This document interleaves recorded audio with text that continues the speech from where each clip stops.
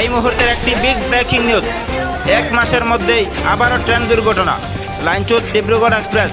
উত্তরপ্রদেশের গোন্ডায় এই ঘটনাটি সংঘটিত হয়েছে বলে খবর। বেশ কয়েকজন আহত হয়েছেন। যুদ্ধকালীন তৎপরতা চলছে উদ্ধার কাজ। ফের ট্রেন দুর্ঘটনা ভারতবর্ষে। এবার লাইনচ্যুত হল 15904 ডিব্রুগড় এক্সপ্রেস। উত্তরপ্রদেশের গোন্ডায় এই ঘটনাটি ঘটেছে বলে খবর। ট্রেনের 10 থেকে 12টি বগি লাইনচ্যুত হয়েছে।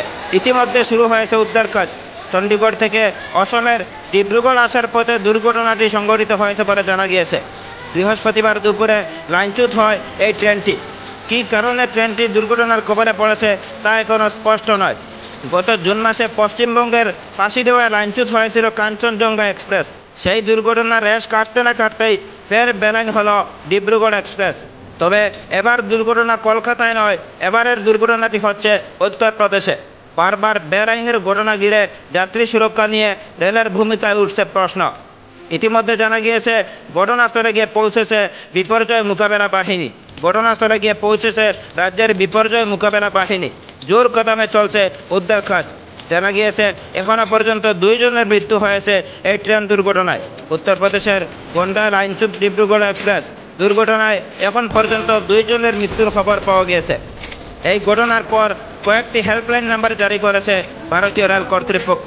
কমার্শিয়াল কন্ট্রোলের জন্য থাকছে 9957555984 এবং ফরকাটিংয়ের জন্য থাকছে 9957555966।